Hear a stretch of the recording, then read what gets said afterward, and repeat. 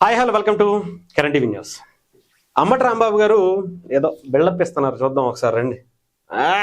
మామూలుగా లేదుగా ఎలివేషన్లు తప్ప విషయం లేదు మన దగ్గర. ఏం చెప్తాం?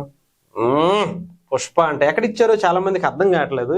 ఏదో జైల్లో ఉండి ఇచ్చాడు అనుకుంటున్నారు, కానీ అదిగో జైలుకి తీసుకెళ్లే ముందు లోపల ఎక్కి కూర్చోబెడతారు కదా, అక్కడ కూర్చోబెట్టినప్పుడు ఇచ్చారనమాట. అదిగో తగ్గేదేలా అంట.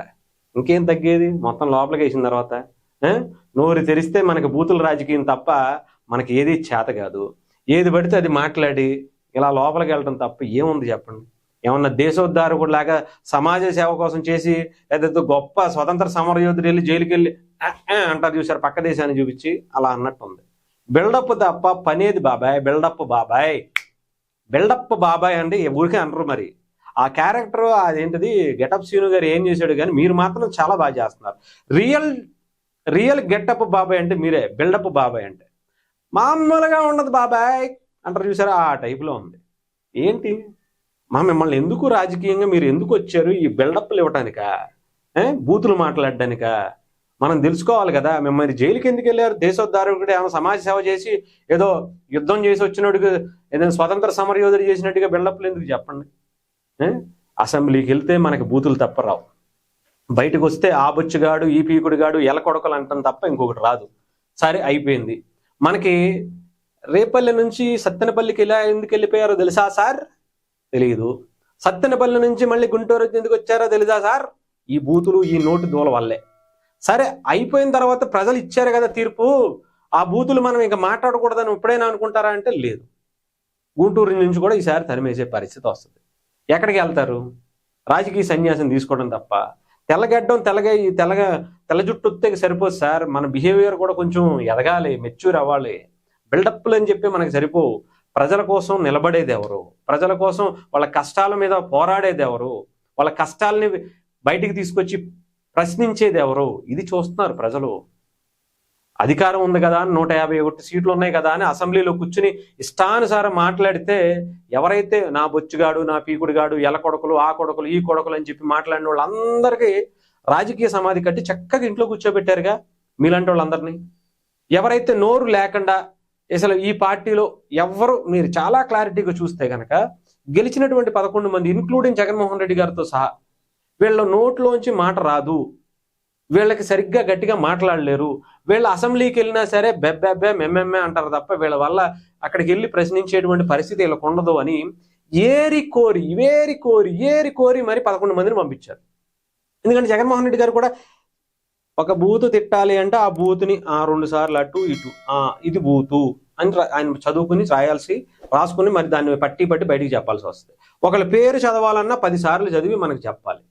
అందుకనే కదా ఆయన మాత్రమే అక్కడ కూర్చోబెట్టారు. గత మెజారిటీ కన్నా 20,000 తక్కువ మెజారిటీతో మళ్ళీ గెలిపించారు. అసెంబ్లీకి ఎందుకు వెళ్తారో మనకు తెలియదు.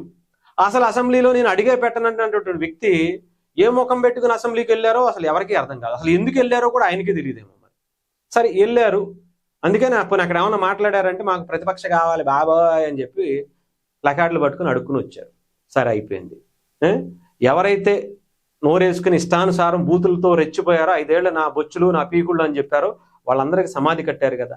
ఇప్పుడైనా తెలుసుకోవాలి కదా. మేము ఇంకా మా రాజకీయం ఇంతే, మా రాజకీయం అంతా బూతులతోనూ లేదా కబ్జాలతోనూ స్కాములతోనూ అన్నిటిని దోచేస్తాం, గుళ్ళను దోచేస్తాం, బళ్ళను దోచేస్తాం, కింద నీరుని దోచేస్తాం, ఆకాశాన్ని దోచేస్తాం అంటే ఇలాగే ఉంటుంది. మరి సరే అయిపోయింది. సరే మనం ఎందుకు వెళ్తున్నాం, ఎందుకు వెళ్ళారు అది అక్కడికి చెప్పండి. ఒకళ్ళని ఒక సీఎంని పట్టుకుని ఎలకొడక అని తిట్టారు, జైలుకి వెళ్ళారు. మీరు ఆలోచించుకోండి, మనకి సిగ్గుగా లేదా? 2 సార్లు ఎమ్మెల్యేగా గెలిచాము, మంత్రిగా చేశాము, మనకి ఇచ్చేటువంటి గౌరవం లేదు ప్రజల దగ్గర నుంచి. కనీసం ఎవరో కూడా మనల్ని పరామర్శించడానికి కూడా రాలేదయ్యా అని చెప్పి సిగ్గుపడాలి. మన రాజకీయ జీవితం అయిపోయిందేమో, మనం ఇలా మాట్లాడకూడదేమో, ప్రజా సమస్యల మీద ఏమైనా కొట్లాడాలేమో, వాళ్ళ వైపు నిలబడేటువంటి ఒక ధైర్యం ఏదన్నా చెయ్యాలేమో. ఇలా బూతులతో కాదు అనేది మనకు తెలియట్లేదా? వయసు పెరిగింది కదా, చాలా గొప్పగా మీరు రాజకీయం చేస్తున్నాం అనేటువంటిది ప్రజలను నమ్మించాలి కదా. కనీసం ఎన్నో సమస్యలు ఉంటాయి. ఆంధ్రప్రదేశ్ ప్రభుత్వం ఏదో అద్భుతాలు సృష్టించేస్తుందని ఎవడో చెప్పట్లా. ఏదో సమస్యలు ఉంటాయి, దాని మీద మనం మాట్లాడాలి, దాని మీద కొట్లాడాలి, దాని మీద ప్రజలకి నిలబడతాం అనేటువంటి నమ్మకాన్ని కలిగించాలి. అంతేగాని ఈ బూతులేంటి, ఈ రచ్చ ఏంటి, దానికి మళ్ళీ ఈ బిల్డప్లు ఏంటి, ఈ బిల్డప్లు ఇచ్చి తగ్గేదేలే అంటే ఈ తగ్గేదేలే అన్న హీరో గారు ఏమైపోయారు? ఆ సినిమా చేస్తే సినిమా హిట్ అయి ఉండొచ్చు, పాపం ఆయన కూడా మీకులాగే ఇల్లు వచ్చాడు పైకి. అర్థమైందిగా? ఇదే బిల్డప్, ఇదే పిఆర్ టీము, ఎగస్ట్రాలు, ఎలివేషన్స్ ఇస్తే ఏమవుతుందో తెలుస్తుందిగా. న్యాచురాలిటీకి దగ్గరగా బతకండి, ప్రజలకి దగ్గరగా బతకండి, ప్రజల కష్టాల్లో, ప్రజల ఆ వాటిల్లో వాళ్ళ ఇబ్బందుల్లో ఉన్నామనేటువంటి భరోసా కల్పించండి, అప్పుడే బాగుంటుంది. అంతేగాని ఎలివేషన్స్ కాదు మనకి. ఆయన అంతే, మీరు అంతేనాక మారరా? ఈ ఎలివేషన్ తగ్గేదాలంటే దేనికి తగ్గేదాలి? జైలుకి వెళ్ళడంలో తగ్గేదేలేనా?